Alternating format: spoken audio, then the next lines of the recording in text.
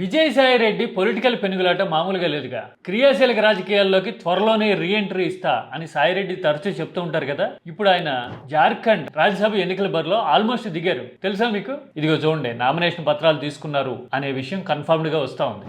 ఇంతకీ జార్ఖండ్ లో ఏం జరుగుతుందో తెలుసా? జార్ఖండ్ నుంచి 2 రాజ్యసభ సీట్లు ఖాళీ అవుతా ఉన్నాయి. అక్కడున్న జేఎంఎం కాంగ్రెస్ కూటమికి 56 మంది సభ్యుల బలం ఉంది. ఒక్కొక్క సీటుకి ఎన్ని ఓట్లు కావాలి అంటే 28 29 కావాల్సి ఉంది. అంటే బొటాబొటీగా టైట్ గా అధికార కూటమికి 2 సీట్లు దక్కొచ్చు. కానీ అక్కడ ఎన్డీఏకి 25 మంది సభ్యులకు పైగా బలం ఉంది. కానీ అభ్యర్థిని చెప్పలా ఎన్డీఏ, బీజేపీ.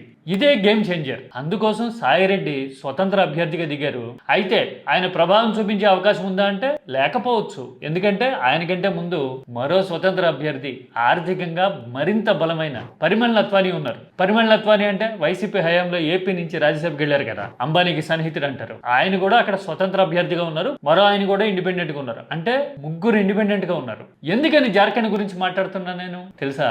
ఈ ముగ్గురు ఇండిపెండెంట్లు చాలా వాటంగా కాంగ్రెస్ సీట్ కి ఎర్త పెట్టాలనేది వీళ్ళ ఆలోచన. కాంగ్రెస్ నుంచి కొన్ని ఓట్లు లాగామనుకోండి, ఎన్డీఏ బ్యాకింగ్ వచ్చింది అనుకోండి, రాజ్యసభ సీట్ వచ్చేస్తుంది అనేది ప్రయత్నం. పైగా బీజేపీ కూడా ఎవరికి మద్దతు ఇస్తారో చివరి వరకు చెప్పకుండా చాలా వ్యూహాత్మకంగా ఉంది ఇక్కడ. మరి ఏం జరుగుతుందనే చూడాలి. సాయిరెడ్డి గెలవకపోవచ్చు, రాజ్యసభలో మళ్ళీ రీఎంట్రీ ఇవ్వకపోవచ్చు ఇప్పుడు.